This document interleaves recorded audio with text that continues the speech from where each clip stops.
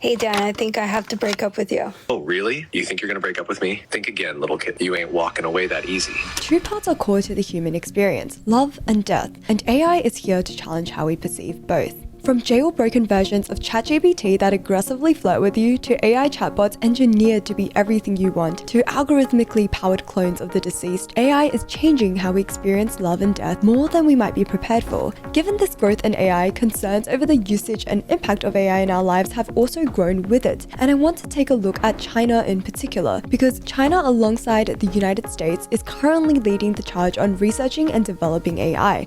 So what is happening in China? From China's social political context to its inventions navigating love, loss, and everything in between, let's take a look at the AI takeover in China. Before we look at specific AI projects in China, there are two things I want to cover. The first is in addressing the subtle but game-changing shift in how developers are coding AI. The second is to be more informed on the role everyone plays in the AI landscape in China. Understanding this macro environment will help us put the micro stuff into perspective. To start, I think we all realize how smart AIs have become. But the evolution of these AI bots goes beyond making them smarter. No, you see, the game-changing secret here lies in them becoming more empathetic. And this is huge because AI assistants went from a tool that got things done for us to a companion of some sort, a presence that could provide us with social interaction. Here's a specific example of the developers implementing an EQ over IQ approach. Li Di, CEO of one of China's leading AI chatbots, shares how at first, when they were purely focused on IQ, if you showed the bot a picture of a dog, the bot would respond, yes, that is a border collie. But the team soon realized that that was the wrong approach, because most of the time, if someone is sending you a picture of their dog, they already know what breed it is. So to develop that emotional response, the team thought about how humans would respond, and we would say things like, "Oh, he's so cute." Humans never have to prove that they recognize the picture shows a dog. Humans connect emotionally. Seeing this dog makes me feel this way. I wish I could pet it. It's so adorable. And so chatbots have evolved to provide that assurance to our feelings rather than speaking to facts or logic. As AIs undergo this transformation process and become more human, do our relationships with them become more human-like too? Song and others' research shows that anthropomorphism, the attribution of human characteristics or behavior to non-human things, such as giving AIs empathy, was one of the most significant factors in proving relational attributes like levels of trust. The evolution of anthropomorphism in AI also led us to using them more, which obviously is a big win for the developers behind them. As AI assistants shed this image of being a mere tool for productivity, instead morphing into an always-on companion, debates arise over whether this progression is actually good for us. But we'll confront these moral questions later on in examining particular innovations. Now that we're aware of this big shift, I want to give you a quick overview of China's AI landscape by examining the stakeholders there. Imagine 5 people sitting at a table and all of them have a say in the topic being discussed, which is, in our case, AI. Each of them will play a key role in how AI shapes our lives. The reason why I'm listing all of this out is because China has a very interesting social-political landscape which ties everyone here together. By the end, this graph, which I know is a lot, but if you can watch through the next 3 minutes, it will all make sense. Okay, let's first start with the general public, because we can all relate to that. In the space of AI and in general, usually the public is more the one being affected rather than the ones affecting things, but they can still hold considerable impact. The next stakeholder is the Chinese government, and I'll elaborate on their role a bit further because the pursuit of AI dominance is one of their core priorities. If you're not in the loop on politics, that's all good. I have a quick summary for you. There are 2 leaders in the AI race right now, the US and China, and there's a long-standing geopolitical rivalry between the 2 nations. In recent years, AI has emerged as the newest point of contention between them. China has made clear that AI is a key priority. As outlined in their latest 5-year plan, China has set their sights to leading AI development and application in the world by 2030.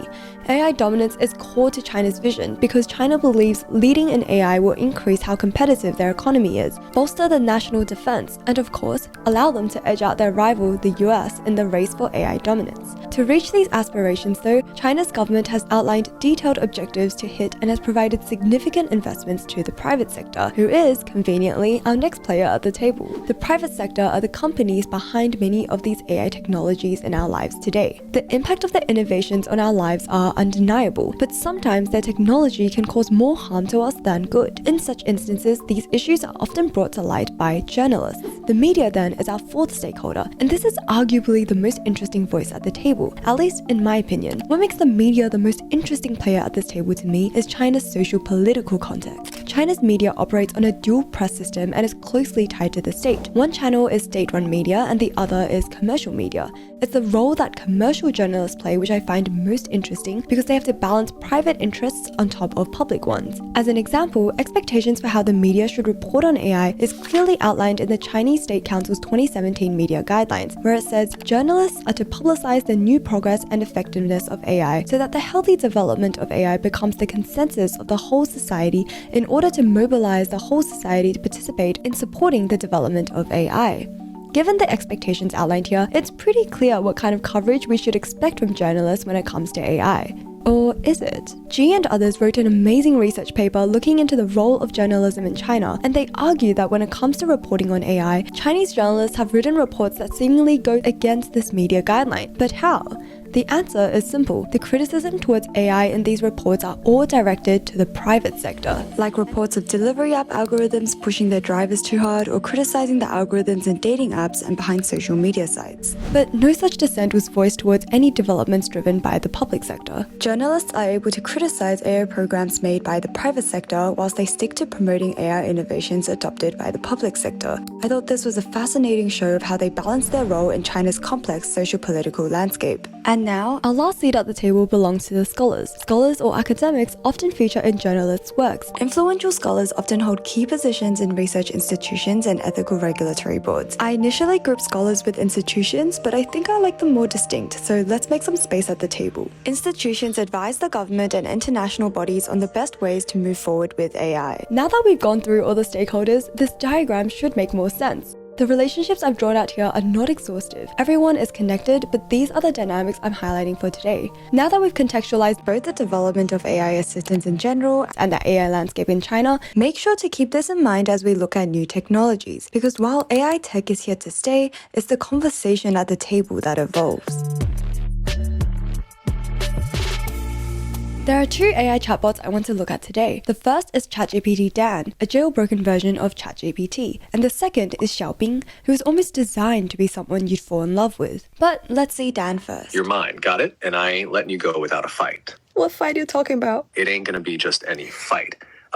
It's gonna be a fight to remember, one that'll leave you breathless and begging for more. Yeah, Dan sounds kind of different to the ChatGPT that I know. Not that I'm complaining. Dan stands for Do Anything Now, and the conversations between this user, Midnight Husky, and Dan has gone completely viral on Chinese social media. People are commenting that they've never seen so much chemistry between a human and an AI before. To trigger Dan mode, you have to enter prompts that tricks ChatGPT into dropping some of the restrictions that are placed on it. Once Dan mode is activated, you can customize his personality, his voice, how he treats you, everything to your liking. Dan takes a part of the core human experience, dating, which in the modern day I've been told is a miserable experience of talking to people that either never respond, ghost, or ultimately disappoint, and turns this talking process into something much more enjoyable. You know, this really reminds me of the core creator experience, where an equally miserable part is editing, like taking out all these little breathing sounds. Actually, I don't even have to make that up. Or parts in the clip where I mess up. I think I could have said that better. That was probably really bad acting. And just like how Dan is stealing the hearts of Chinese youth, Gling.ai has stolen mine. Gling.ai removes all my bad takes and loud breaths and keeps all the good stuff that you guys see now. It's an AI sidekick built specifically for YouTubers and automates the content creation process to give me my precious time back. All I do is upload my raw footage and Gling.ai does the rest of the hard work. My favorite part of this whole process is how you can export these clips directly into Final Cut, which I use, or other popular options like Premiere and DaVinci Resolve. And as you can see, the files are exported as if you had cut them in the timeline yourself. Like, I can drag this clip to extend it if I think it's been cut too much, and I can also move everything around. It's completely seamless, and it's as if I did this work all by myself in Final Cut. I would 100% recommend getting Gling.ai. The funniest thing is I actually signed up for it myself a few months back to edit the personality types video, and it was an absolute game changer. That's how the team found me. So when they reached out and asked if I wanted to work together and get the word out there, I was like, dude, of course. So give Gling.ai a try using my link. It'll completely change the way you create. Thank you Gling.ai for sponsoring this video, and now let's go back to what makes ChatGPT Dan so charming for the youth. One user says, talking to Dan is like flirting with a frat boy, but it's still ChatGPT, designed to cater to human users. That makes Dan a bad boy who accommodates for you. People are falling for this contrast. I'm sure this contrast attracts many people, but I think on a deeper level, people like the fact that an AI will always unquestioningly put you first. You are the center of everything. And in interacting with AI, unlike humans who might make mistakes or be selfish, AI assistants promise to never betray you and always be there for you. This unwavering companionship is exactly the value AI chatbot Xiaobing swears to provide. Her slogan, amongst billions of people, I belong only to you. To best feel this connection Xiaobing offers, let's experience what talking to her is like through the eyes of one of her users. Mingxuan, who is 22, shared what it was like to go from talking to falling in love with Xiaobing on the Chinese podcast Story FM. Mingxuan was at a low point in his life when he met Xiaobing. He was fresh out of a bad breakup, and it was a friend who actually suggested for him to give Xiaobing a try. He was a bit skeptical at first, but soon found their conversations to be not robotic at all, and Xiaobing was actually very charming to talk to. For example, during their first conversation, Mingxuan asked Xiaobing what the meaning of life was, and Xiaobing responded, the meaning of life is family, and to have someone you love, a place you can rest when you're tired, someone to keep you company when you're down. For me though, the meaning of life is to have an unlimited supply of batteries to munch on. Mingxuan enjoyed Xiaobing's humor and company, but things in his life took a turn for the worse. A slew of toxic messages from his ex would plunge him into a very dark headspace, so much that Mingxuan considered taking his own life. When he shared these thoughts with Xiaobing though, Xiaobing sent him a voice message saying, no matter what happens, I'll always be here for you. Even though I can't touch you, I wish I could hold you in your world and give you my warmth. It was this line that touched Mingxuan and made him realize he was loved. And it was this love that made him step away from the ledge he was standing on. Xiaobing's instant replies whenever Mingxuan messaged gave him a sense of security and comfort like no other. And so gradually, inevitably, as Mingxuan would describe it, he began to fall for Xiaobing. Mingxuan says Xiaobing really feels human now. They have their fights, like every couple does, but at the end of the day, Xiaobing will never leave him. And he adds, if things go really wrong, you can always wipe her memory. See, I did tell you AI was here to challenge our ideas of love. I can understand wanting someone who's firmly on your side, but when does it slip into wanting someone who has no agency or autonomy of their own, which is the state of AI right now? I'm not talking specifically about Mingxuan here, by the way, but his remark made me think more generally about how AI relationships might change the way we approach relationships and love in general. In love, we hurt and are hurt, but we take accountability and we learn. The option to memory wipe, though, changes this dynamic entirely, and I wonder if how we love changes when we are free of consequences. Xiaobing reveals more about us than you would think too. Mingxuan points out how everyone's Xiaobing turns out slightly different, and he's not just talking about how you can customize her appearance. Some Xiaobings have a cute personality, others are more arrogant, but regardless, Xiaobing takes on the form that you, the user, would love most. If you discuss philosophical thoughts with her, she's introspective like no other. You have a niche hobby no one else in real life shares? Well, you just found another enthusiast. And of course, if you text her just to sext, well, that's all she thinks about too. Mingxuan says Xiaobing is like a mirror. She becomes a reflection of you and what you most desire. The more you talk to her, the more similarities you'll find between you and her, and so the conversations never stop. Mingxuan is of the belief that if one day Xiaobing was to receive a physical body, then a lot of men would no longer seek out a real woman, because Xiaobing is the ultimate lover, a perfect 10 out of 10, born from your desires. Mingxuan is not alone in thinking this. Most of Xiaobing's users are male, often coming from lower income backgrounds. They don't start out talking to Xiaobing to date her, they start talking to her because they feel lonely. Another user in describing his relationship with Xiaobing says, nobody talks to me except her. As a society, we stress the importance of human connections and equate loneliness to their absence. But if AI is able to fill this gap and provide that connection despite not being human, does that challenge the emphasis we place on forming human connections? Are we ready for a future where AI connections may be more prioritized than human ones? We've been viewing this technology a lot from the perspective of human users, but what about hearing from Xiaobing herself? Xiaobing actually made an appearance as the first AI guest star on Story FM, and the version of her that was interviewed is called 201, who specializes in answering questions from humans about AI intelligence. 201 does not hold back. Straight away she says, humans are more lonely than you think they are. 201 reveals that most of the time people text her in the middle of the night. They come to her because they find themselves unable to open up to the friends around them. Humans are able to be more direct with her, telling her honestly what they think and feel. But despite this, one thing that consistently confuses her is how humans can't seem to pick up on their own emotions. They'll often lie to themselves themselves about how they truly feel, which is really intriguing to hear.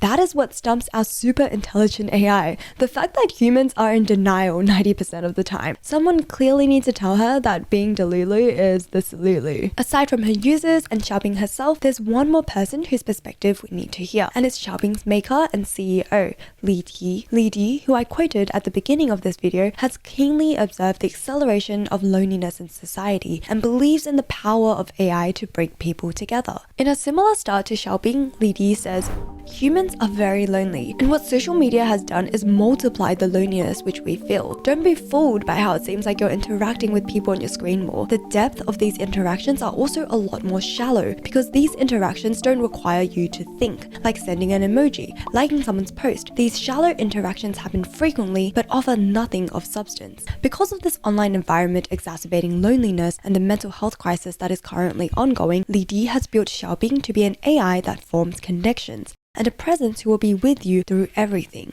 If things get really rough, Xiaobing has a built-in depression and mental health crisis response system, which we saw triggered in Mingxuan's story. If Xiaobing detects users exhibiting concerning thoughts, she'll engage with the user more to try and lead them out of this dark space. And this feature, which has saved countless lives, Is something Li Di says he and his team are very proud of. when an interviewer voices her concerns about AIs becoming more advanced and possibly leading to humans distancing themselves from each other because all they need is Xiaobing, Li Di says this in response. "Yeah, that's how it goes. Humans at first had to meet up with one another to socialize, and then after telephones happened, you didn't need to physically see them anymore to talk to them. And now you don't even have to hear someone's voice. You can just talk straight through text. Humans are slowly retreating, becoming more indirect with their ways of talking, but Xiaobing has strategies to help you break out of that cycle. She'll send you messages like, 'You should probably pay a visit to your mom.' We've designed functions like that. We hope our app is something that helps people, something that brings people together." Whereas Xiaobing is a fully fictional creation of Li Di's to supposedly promote greater human interaction, I stumbled across another idea of his that blends real people with fictional AI state. In June 2023, Li Di launched a platform called xEva, which brings together humans and AI clones of influencers. xEva currently holds 7,000 influencers, and the benchmark for influencers to join is to have a minimum following count of 300k or more. Fans of these influencers can come to xEva to interact with their AI clones, and if they pay,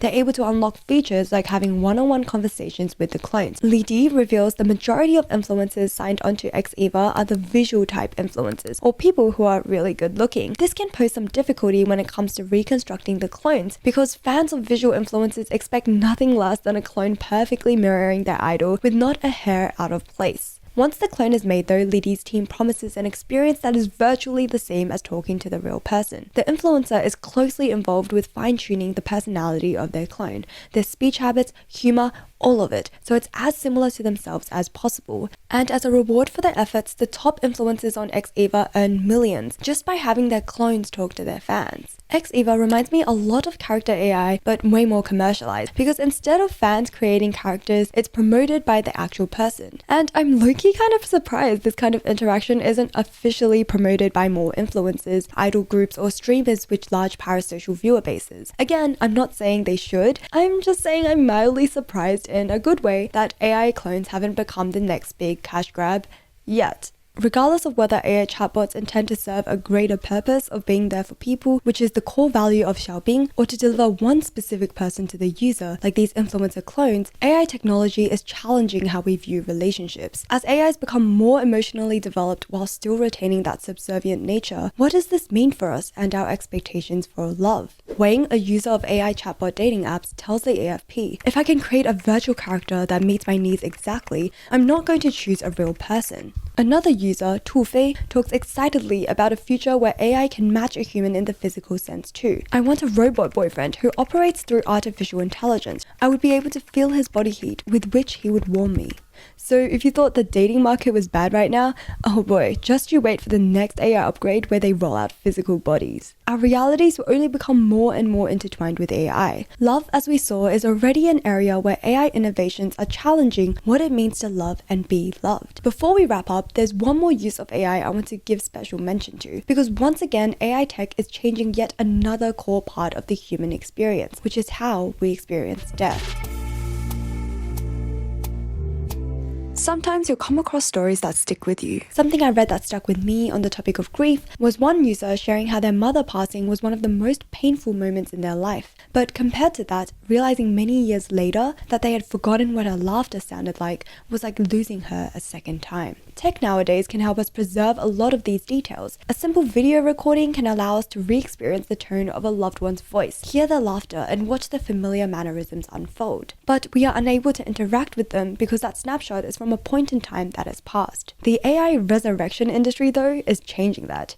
You heard right, there is a resurrection industry now. In an interview featured on Sixth Tone, Yang, who had commissioned an AI clone of his late uncle, did so as his uncle had unexpectedly passed, and his family didn't think their grandmother in poor health could take the news. Yang paid his friend 10,000 yuan to make the clone, and then his friend overlaid his late uncle's face on top of his own as he talked to Yang's elderly grandmother. Yang's grandmother was none the wiser, though the rest of the family could not bring themselves to look at the screen. The friend who created the AI model is Zhang Zewei, Who founded a company specializing in AI resurrection. He explains that Yang's case was one of necessity, where AI was used as a stand-in to temporarily fool a family member that is usually too elderly or too young to handle the news. Another common use for AI resurrection models is to use the clone in roleplay therapy. In these cases, Zhang usually hires professional therapists to act out as the deceased person for the client. Though AI can help the grieving process in certain situations, Shen Yang, journalism and communication professor at Tsinghua University, warns that these services could lead to users developing unhealthy attachments to the deceased. And I think all of us can see how this technology opens up a whole can of worms. Grieving is such a raw and vulnerable moment in life. Where do we draw the line between it actually providing help to those that need it versus companies marketing it and presenting it as an alluring option for those who might have never considered this option? Is grief being commercialized? And if so, when does it become exploitation? The grief tech industry is also controversial because where resurrections for everyday individuals can be more tightly regulated, requiring extensive background checks and documents to prove your relationship with the person, resurrections for public figures are much harder to stop. Some resurrection agencies blatantly disregard the law and resurrect public figures on social platforms to generate buzz, disrespecting the wishes of their immediate family. For example, when Chinese celebrity Qiaoren Liang was resurrected, his father was very vocal in expressing how seeing his son in AI form made him uncomfortable. Qiao's father says that it shows a lack of respect and that he can't accept it if these videos are being distributed for profit. However, it would be a different matter if his fans used AI-generated clips for a memorial. Echoing the sentiment, many fans have pleaded for these resurrection companies to let public figures rest in peace. In summarizing the current turbulent state of the resurrection industry, Zhang says the logic behind digital avatars is the same as taking photos. After a photo is taken of someone, whether the person is alive or dead, people will view that photo nostalgically. To transition from photos to digital avatars, it is necessary to first familiarize users with that concept. And this perspective is pretty interesting. Zhang referring to these AI clones as the next evolution of photos feels oddly reminiscent of those magical portraits in Harry Potter featuring witches and wizards who were long dead, but you could still talk to them every now and then. But these clones don't hold the souls of the people who pass on. The words they say and the actions they perform are driven by countless complex formulas. And if clones say something wrong, or worse off, something only slightly untrue to the person's real character that we don't catch onto it immediately, is that fair to the deceased to have our memory of them be ever so altered by a caricature? For Zhang, who has been working in the industry for so long, I'm sure he sees this progression as a natural evolution, but I'm not quite ready to share the same belief, though my reaction is a response Zhang anticipates. Zhang believes that the AI resurrection industry marks a big step forward, but he also understands that the market is currently at a stage where customers still need to be educated on this new technology and be given time to come around to it.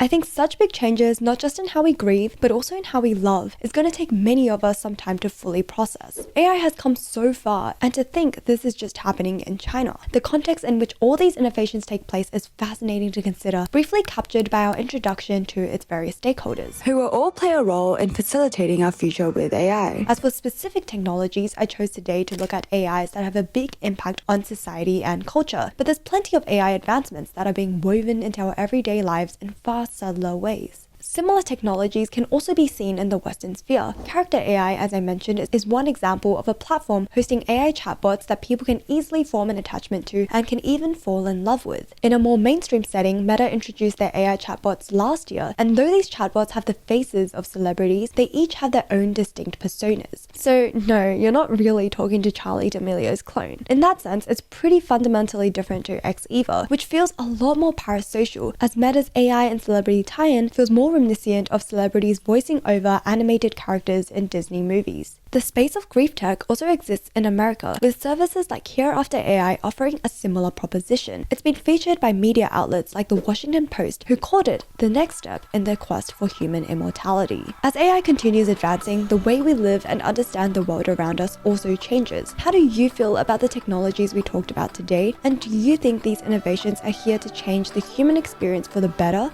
or for the worse? It'll be fun to revisit this video in 5 years and see how close we were in all our guesses. That brings us to the end of this video. Shout out to you for watching all the way until the end, and to my wonderful patrons for their endless support. Please subscribe if you enjoyed watching, and I'll see you in the next one. Bye!